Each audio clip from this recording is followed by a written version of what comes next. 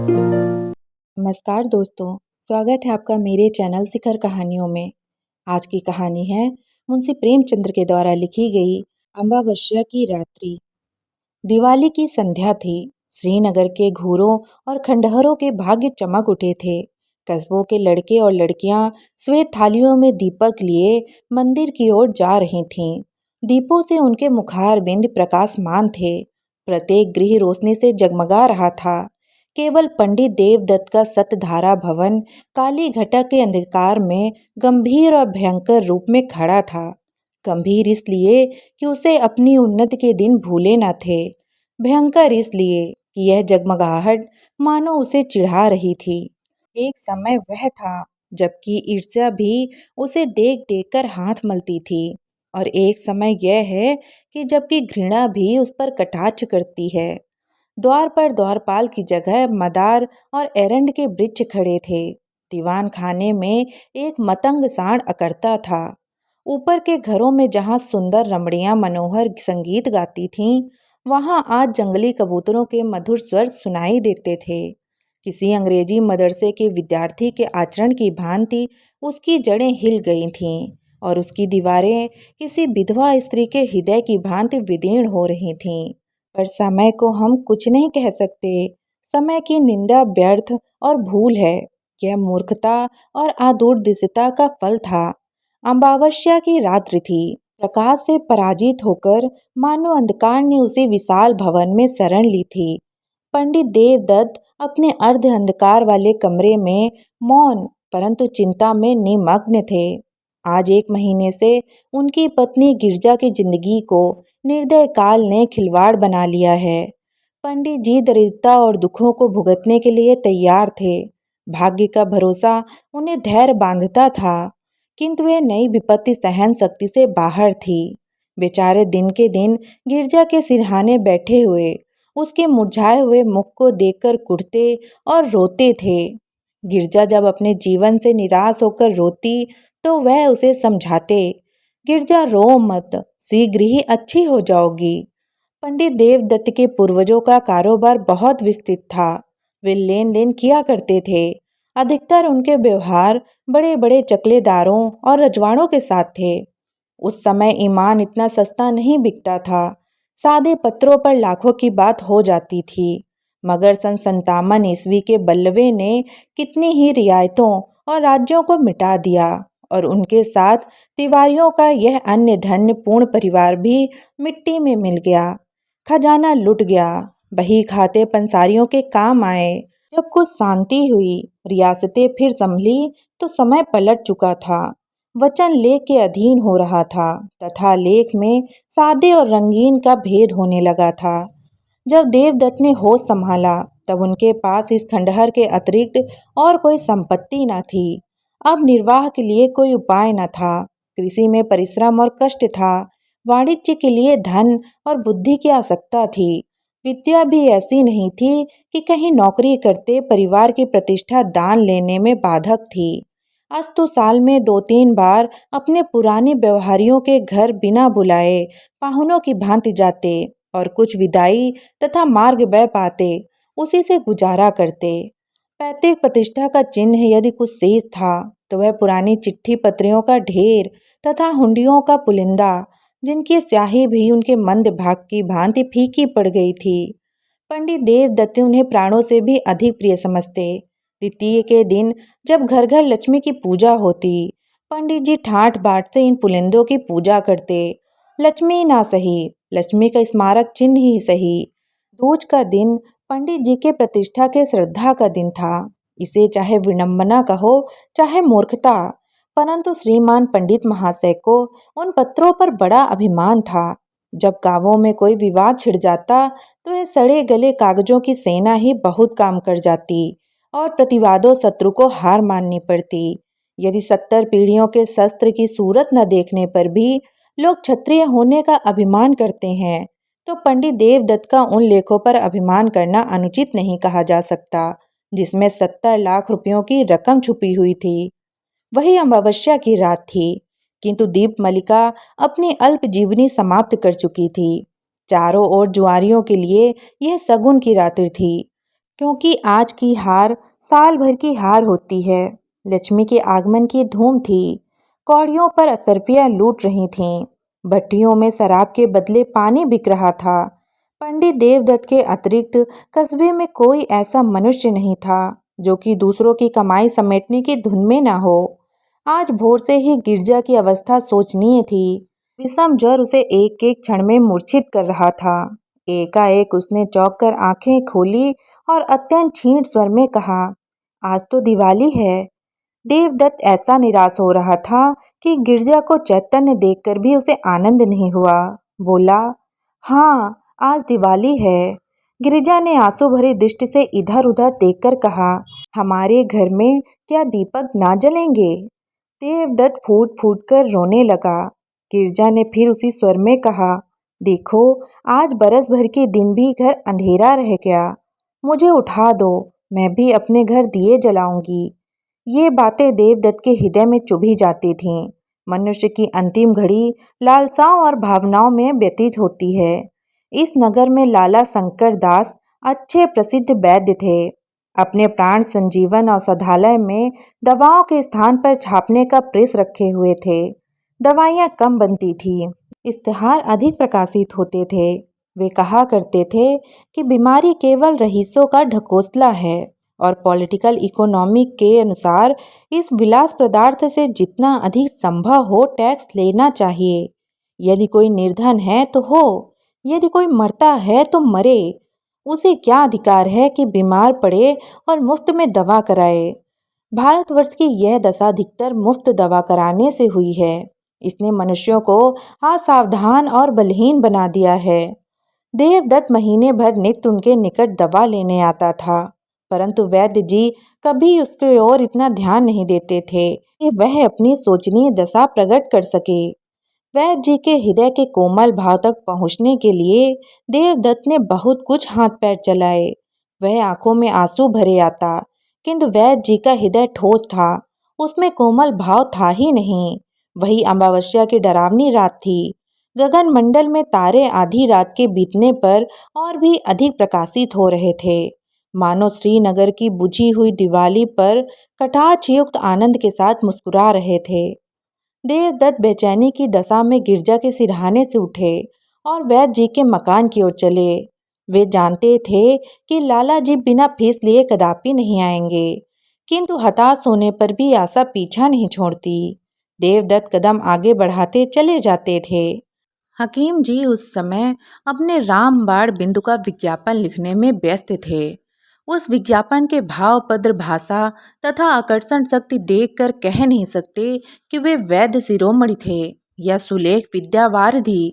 वैद्य जी अपना विज्ञापन को समाप्त कर उस स्वर से पढ़ रहे थे। उनके नेत्रों में उचित अभिमान और आशा झलक रही थी कि इतने में देवदत्त ने बाहर से आवाज दी। वैद्य जी बहुत खुश हुए। रात के समय उनकी फीस 2 गुनी थी। लालटेन लिए बाहर निकले तो देवदत्त रोता हुआ उनके पैरों से लिपट गया और बोला, वैद्य जी, इस समय मुझ पर दया कीजिए। गिरजा अब कोई शायद की पहुनी है, अब आप ही उसे बचा सकते हैं। ये तो मेरे भाग्य में जो लिखा है वही होगा, किंतु इस समय तनिक चलकर आप देख लें तो मेरे दिल का दाह मिट जाएगा। मुझे धैर्य हो जाएगा कि उसके लिए मुझसे जो कुछ हो सकता था मैंने किया। परमात्मा जानता है कि मैं इस योग्य नहीं हूँ कि आपकी कुछ सेवा कर सकूं, किंतु जब तक जीऊँगा आपका यश गाऊंगा और आपके इशारों का गुलाम बना रहूंगा। हकीम जी को पहले कुछ तरस आया, किंतु वह जुगनू की चमक थी जो शीघ्र स्वार्थ के विशाल अंधकार में विलीन हो गई। वही अमावस्या की रात्रि थी।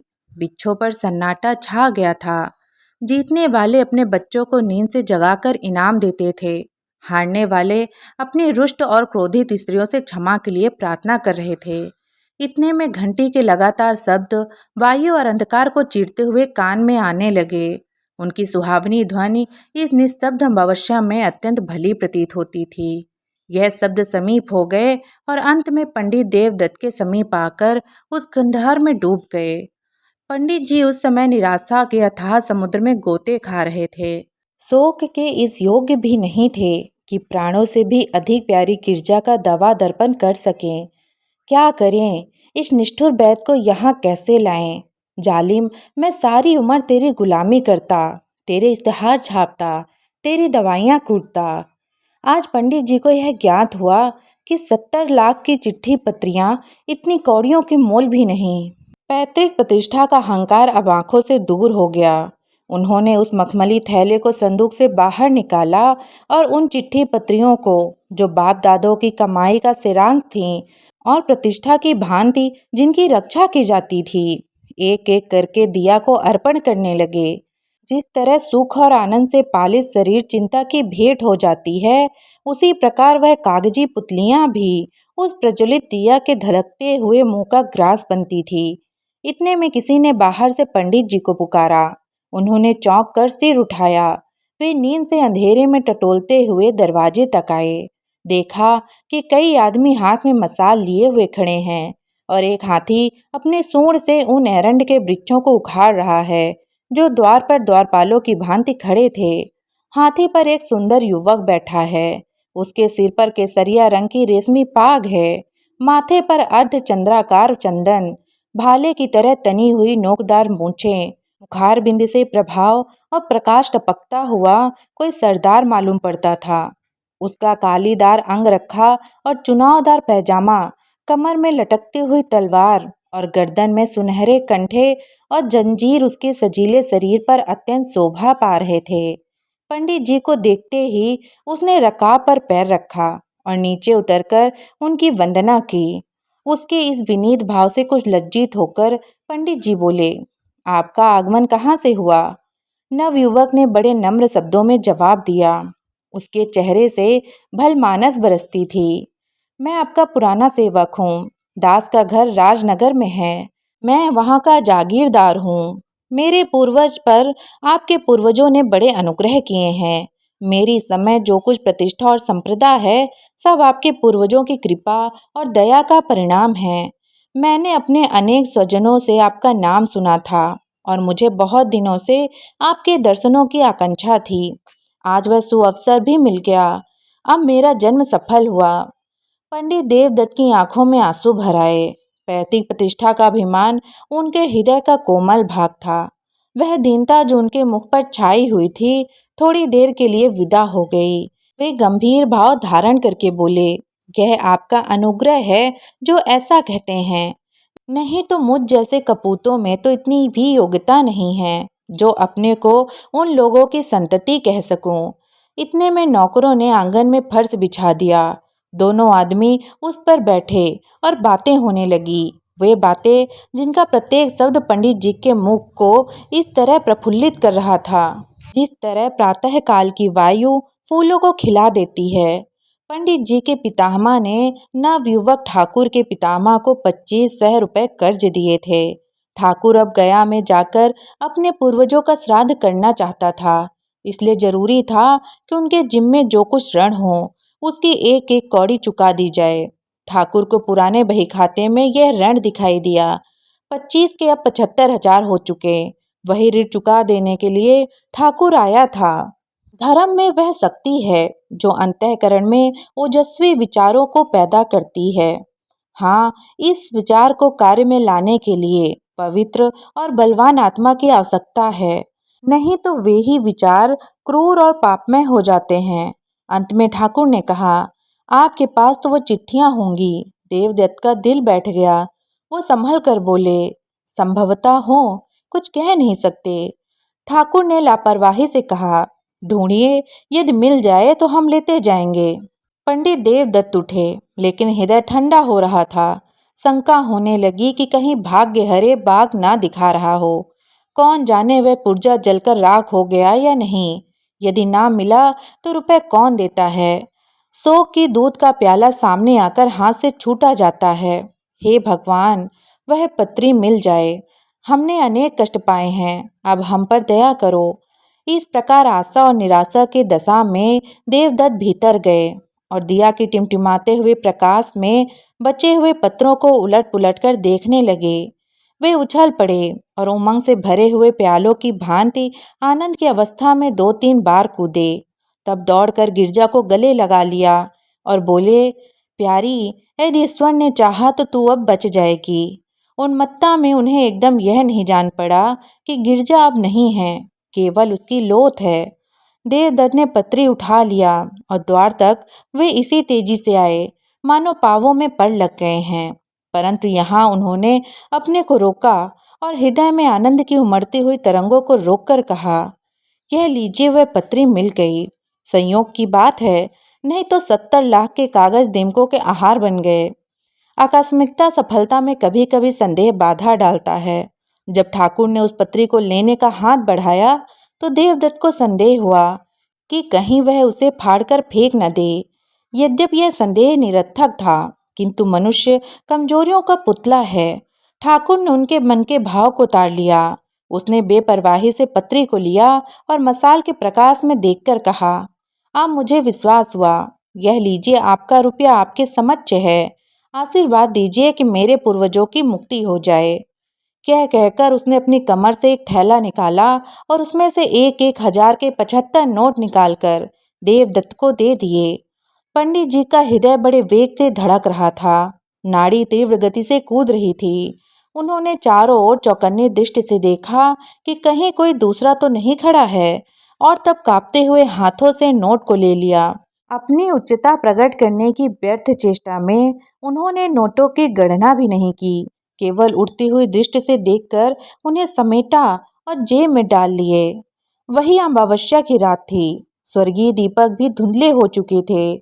उनकी यात्रा सूर्य नारायण के आने की सूचना दे रही थी। उद्याचल फिरोजी बना पहना हुआ था। अस्ताचल में भी हल्के श्वेत रंग की आभा दिखाई दे रही थी। पंडित देवदत्त ठाकुर को विदा करके घर चले। उस समय उनका हृदय उदारता के निर्मल प्रकाश से प्रकाशित हो रहा था। कोई प्रार्थी उस समय उनके घर से निराश नहीं जा सकता था। सत्यनारायण की कथा धूमधाम से सुनने का निश्चय हो चुका था। गिरजा के लिए कपड़े और गहनों के विचार ठीक हो गए। अंतःपुर में ही उन्होंने शालिग्राम के सम्मुख मनसा वाचा कर्मणा से सिर झुकाया और तब शेष चिट्ठी पत्रियां को समेटकर उसी मखमली थैले में रख दिया। किंतु अब उनका यह विचार नहीं था कि संभवतः उन मुर्दों में भी कोई जीवित हो। फौरन जीविका से निश्चित होकर अब वे पैतृक प्रतिष्ठा पर अभिमान कर सकते थे। उस समय वे धैर्य और उत्साह के नशे में मस्त थे। बस अब मुझे जिंदगी में अधिक संपदा की जरूरत नहीं। ईश्वर ने मुझे जितना दे दिया, इसमें मेरी और गिरजा की जिंदगी आनंद से कट जाएगी। उन्हें क्या खबर थी कि गिरजा की जिंदगी पहले कट चुकी है। उनके दिल में यह विचार गुदगुदा रहा था कि जिस समय गिरजा इस आनंद समाचार को सुनेगी, उस समय अवश्य उठ बैठेगी। चिंता और कष्ट ने ही उसकी ऐसी दुर्गति बना दी है। जिसे भरपेट कभी रोटी नसीब न हुई, जो कभी निराशा में धैर्य और निर्धनता के हृदय विदारक बंधन से मुक्त न हुई, उसकी दशा इसके सिवा और हो ही क्या सकती है। यह सोचते हुए वे गिरजा के पास गए और आहिस्ता से हिलाकर बोले, गिरजा, आंखें खोलो। देखो, ईश्वर ने तुम्हारी विनती सुन ली और हमारे ऊपर दया की। कैसी तबीयत है। किंतु जब गिरजा तनिक भी न मिनकी, तब उन्होंने चादर उठा दी और उसके मुख की ओर देखा। हृदय से एक करुणात्मक ठंडी आह निकली। वे वहीं सिर थामकर बैठ गए। आंखों से सोनित की बूंदें सी टपक पड़ीं। आह, क्या यह संपदा इतने महंगे मूल्य पर मिली है। क्या परमात्मा के दरबार से मुझे इस प्यारी जान का मूल्य दे दिया गया है। ईश्वर, तुम खूब न्याय करते हो। मुझे गिरजा की आवश्यकता है, रुपयों की आवश्यकता नहीं। यह सौदा बड़ा महंगा है। अमावस्या की अंधेरी रात गिरजा के अंधकार में जीवन की भांति समाप्त हो चुकी थी। खेतों में हल चलाने वाले किसान ऊंचे और सुहावने स्वर से गा रहे थे। सर्दी से कांपते हुए बच्चे सूर्य देवता से बाहर निकलने की प्रार्थना कर रहे थे। पनघट पर गांव की अलबेली स्त्रियां जमा हो गई थीं। पानी भरने के लिए नहीं, हंसने के लिए। कोई घड़े को कुएं में डाले हुए अपनी पोपली सांस की नकल कर रही थी। कोई खंभों से चिपटी हुई अपनी सहेली से मुस्कुराकर प्रेम रहस्य की बातें करती थी। बूढ़ी स्त्रियां पोतों को गोद में लिए अपनी बहुओं को कोस रही थीं कि घंटे भर हुए अब तक कुएं से नहीं लौटी। किंतु राजवैद्य लाला शंकर दास अभी तक मीठी नींद ले रहे थे। खांसते हुए बच्चे और कराहते हुए बूढ़े उनके औषधालय के द्वार पर जमा हो चले थे। इस भीड़ भड़ंबर से कुछ दूर पर 2-3 सुंदर किंतु मुरझाए हुए नवयुवक टहल रहे थे और वैद्य जी से एकांत में कुछ बातें करना चाहते थे। इतने में पंडित देवदत्त नंगे सिर, नंगे बदन, लाल आंखें, डरावनी सूरत कागज का एक पुलंदा लिए दौड़ते हुए आए और औषधालय के द्वार पर इतनी जोर से हाँक लगाने लगे कि वैद्य जी चौंक पड़े और कहार को पुकार कर बोले कि दरवाजा खोल दो। कहार महात्मा बड़ी रात गए किसी बिरादरी की पंचायत से लौटे थे। उन्हें दीर्घ निद्रा का योग था जो वैद्य जी से लगातार भाषण और फटकार के औषधियों से भी कम न होता था। आप बैठते हुए उठे और किवाड़ खोलकर हुक्का चिलम की चिंता में आग ढूंढने चले गए। हकीम जी उठने की चेष्टा कर रहे थे कि सहसा देवदत्त उनके सम्मुख जाकर खड़े हो गए और नोटों का पुलिंदा उनके आगे पटक कर बोले, वैद्य जी, ये 75,000 के नोट हैं। यह आपका पुरस्कार और आपकी फीस है। आप चलकर गिरजा को देख लीजिए और ऐसा कुछ कीजिए कि वह केवल एक बार आंखें खोल दे। यह उसकी एक दृष्टि पर न्यौछावर है, केवल एक दृष्टि पर। आपको रुपए मनुष्य की जान से प्यारे हैं, वे आपके समक्ष हैं। मुझे गिरजा की एक चितवन इन रुपयों से कई गुना प्यारी है। वह जिन ने लज्जायमान सहानुभूति से देवदत्त की ओर देखा और केवल इतना कहा, मुझे अत्यंत शोक है, सदैव के लिए तुम्हारा अपराधी हूँ, किंतु तुमने मुझे शिक्षा दे दी। ईश्वर ने चाहा तो ऐसी भूल कदापि न होगी। मुझे शोक है, सचमुच है। ये बातें वैद्य जी के अंतःकरण से निकली थीं। तो दोस्तों, कैसी लगी आपको ये कहानी कमेंट करके ज़रूर बताइएगा और ऐसी ही वीडियोस के लिए सब्सक्राइब करिएगा मेरे यूट्यूब चैनल को। धन्यवाद।